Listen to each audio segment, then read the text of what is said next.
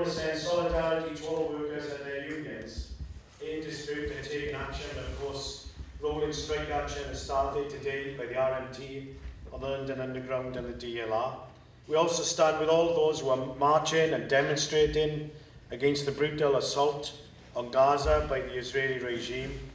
And we send solidarity and stand with, and are with, all those standing up to the far right. And just to plug the march next Saturday against Tommy Robinson. Now, TUC meets in Brighton this week at a critical stage. The first of Keir Starmer's government, what I would call his New Labour Mark II, has shown itself to take its starting point as representing the interests of the employers and the capitalist establishment, both at home and abroad.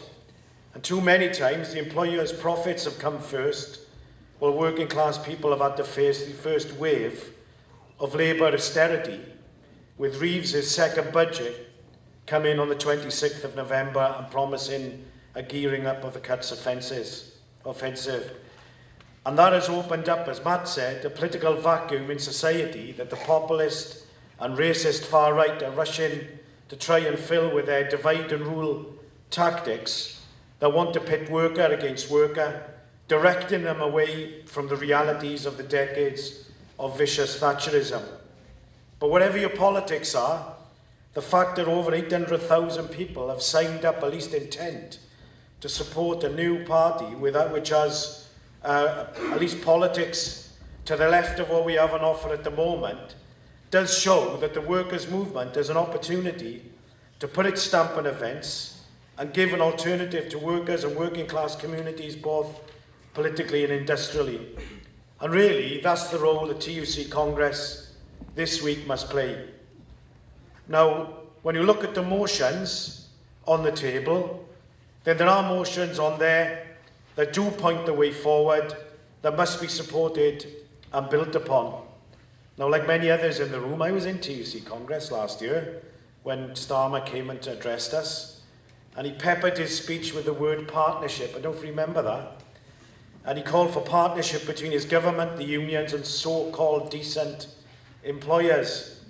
But the experience of the last year has proved once and for all that there are no common interests between workers, their unions, and the bosses, that we've only ever got what we've had to fight for. And that includes, outrageously, when the boss is Starmer himself and is cutting Labour councils, as Unite and its members have done a year, found out in Birmingham this year. Because they've spent much of that year on the picket line, facing down a brutal assault on their income, including up to £8,000 a year cut in wages. £8,000 a year. That's, I think, 5 times the stamp duty that some people haven't quite paid yet on their flat. And just on that, by the way, okay, people might lose their homes. £8,000 a year, you can lose the roof over your head if that cut goes through. Outrageously, that Labour Council has resorted to the most brutal strike-breaking measures to try and force through these vicious attacks.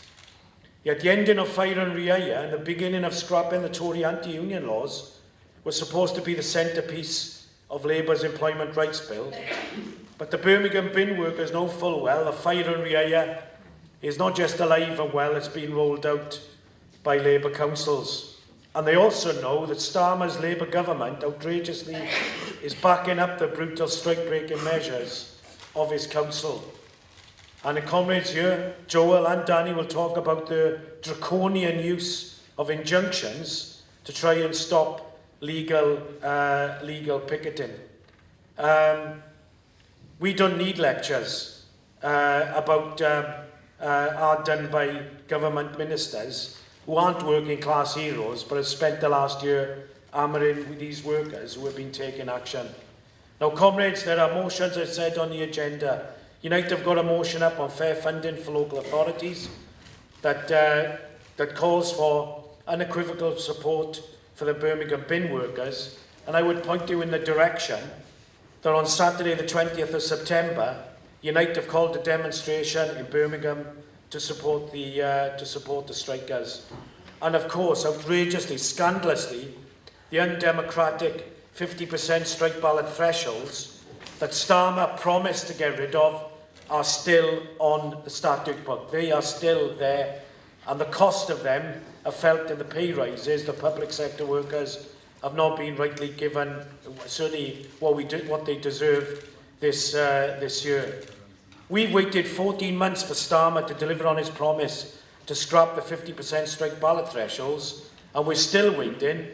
And yet in a few days he can get through Parliament the banning of Palestine action, and as Matt said, over 1,000 people now have been arrested for peaceful anti-war protesters, while Starmer stands aside and in fact, in my opinion, backs the brutal Israeli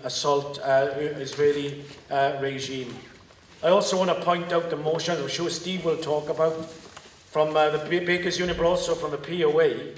And again, scandalously, their trade union rights, their right to strike, taken away by the Tories, are still on the table. And that motion should be supported as the motion by the Bakers Union, strengthening the Employment Rights Bill, which looks to get rid of the loopholes around fire area and around 0 hour contract.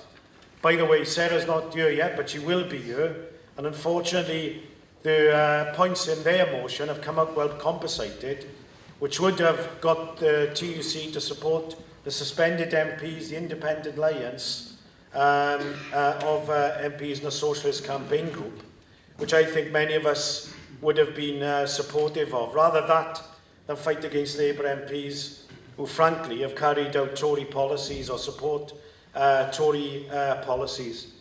But one of the main things that we have called this lobby for, and I'm sure Paula will speak of this, is the motion from the TUC Disabled Workers and Trades Councils Conferences on opposing the cuts on disability benefits, and calls for a national demonstration against those cuts. And really, these calls for action must be the main debates of Congress this week, drawing out on the Congress floor the views of the unions and force a real discussion about the way forward for the unions. And frankly, I'd rather unions come out and criticise those motions rather than pass them and leave them on ice and don't implement them. 7 years ago, the TUC passed an amendment from Unite that committed the union movement to a campaign of jobs, homes, not racism. That has never really been implemented, or I would argue it's never been more needed than at the moment.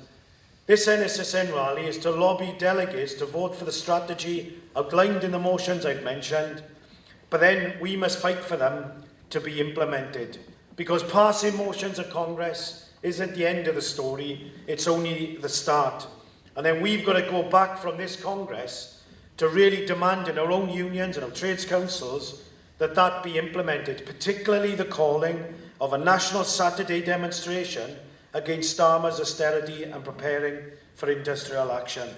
If those motions are passed, and it's TUC policy to organise a national demonstration, then we have to demand that the TUC and the unions name the date. And if you're looking for a date, well, I've got one or two ideas. Because Rachel Reeves has called the next budget for Wednesday the 26th of November. You can bet your life, by the way, in the pages of the FT, The Economist, on the boardrooms and trading floors, big business is already lobbying. In fact, they've been lobbying from day one for their agenda. Austerity for us, mega profits for them. So why shouldn't the trade union movement lobby for what we need? To make the rich pay, no workers. To not just stop more cuts, but to reverse those already made. To give back all that's been taken by the Tories and New Labour from the NHS, education, welfare, and the 40% stolen from council budgets in the last 15 years or more. That would resolve the crisis in local government and sort out the Birmingham bin dispute. So on behalf of the NSN, I say, name the date for a National Saturday TUC demo. And I would say Saturday the 22nd of November. Call it on that day, 4 days before Reeves's budget. Let's call it, let's demand it, let's lobby for it, but let's fight for it. Comrades, I'll finish with this. The last year has seen workers' action continue from the strike wave that escalated during the last period of the Tories. But key disputes such as the bin workers of Birmingham and Sheffield, the phlebotomists in Gloucestershire, and so many, too many to mention, that it is essential the workers build an industrial militant action, but also a political alternative of socialist policies that can strengthen our industrial action, that stands up to Starmer and gives workers an alternative to Farage's reform. Lobby for our programme, fight for the policies, march together, strike together. Solidarity.